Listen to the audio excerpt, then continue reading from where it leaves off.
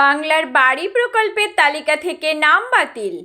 তারই প্রতিবাদে কাঁকসা ব্লক প্রশাসনের কাছে ডেপুটেশন জমা দিল বামপন্থী গণসংগঠন সমূহের যৌথ মঞ্চ। এদিন ব্লকের বিভিন্ন প্রান্ত থেকে বামপন্থী কর্মী সংগঠন সমর্থকরা উপস্থিত হন। অভিযোগ, খড়ের চাল ও মাটির বাড়িতে বাস করেও বাংলার বাড়ি প্রকল্পে নাম আসেনি। বুধবার ব্লকের বিভিন্ন প্রান্ত থেকে বামপন্থী গণসংগঠনের কর্মী সমর্থকরা উপস্থিত হয়েছিলেন কাঁকসা বিডিও অফিসের সামনে।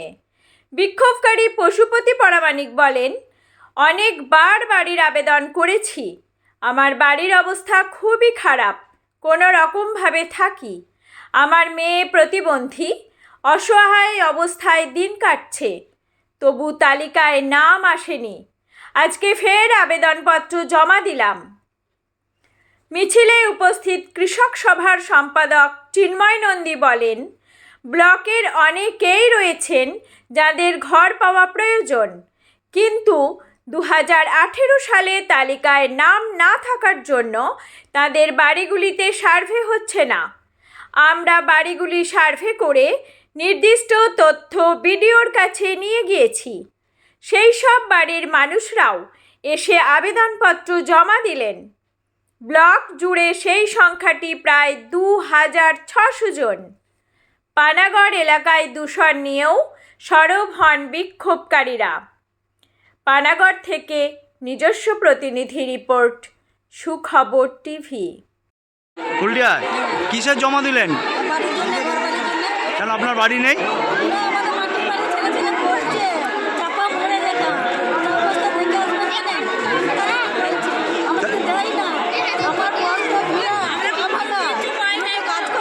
এই লিস্টে আপনাদের নাম ওঠেনি?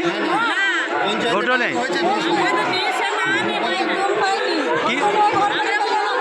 কি নাম আপনার?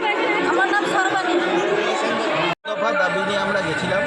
প্রথম দাবি ছিল কাঁকসা ব্লকে বহু মানুষ আছে যাদের আবাস যোজনার ঘর পাওয়া প্রয়োজন। 2018 সালে তাদের তালিকায় নাম না থাকার জন্য তাদের বাড়িগুলো সার্ভে হচ্ছে না।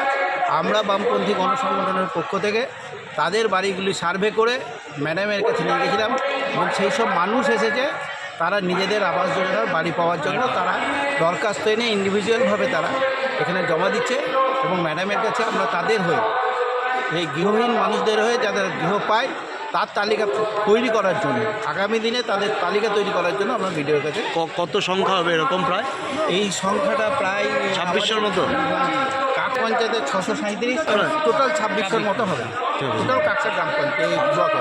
আর দ্বিতীয় দফা? হ্যাঁ, আর দুটো দফা। একটা দফা হলো আমাদের এই পণ্ডিত রঘুরাম মুর্মু, যে আদিবাসীদের যে 78 সালের পর থেকে আদিবাসীদের যে খেলার জায়গা, সেটা একটা মাফিয়ারা গাছ কাটার মধ্যে দিয়ে জমি মাফিয়ারা শাসক দলের প্রত্যক্ষ মদতে তারা আজকে সেখানটায় বিএলআর অফিসের মদতে তারা সেই জায়গা ব্যক্তিগতভাবে লুণ্ঠন করার চেষ্টা করছে। কাকসা ব্লকের আদিবাসী অধিকার মঞ্চ যারা করে তারাও আজকে এখানে এসেছে সেই আদিবাসীদের স্বার্থে সেই জায়গা রক্ষা করার জন্য, তাদের খেলার মাঠ ফিরিয়ে দেওয়ার আবেদন নিয়েই আজকে মানুষ এসেছে বিডিও সাহেবের কাছে, বিএলআর সাহেবের কাছে। আপনার নামটা? আর একটা হলো দূষণ নিয়ন্ত্রণ।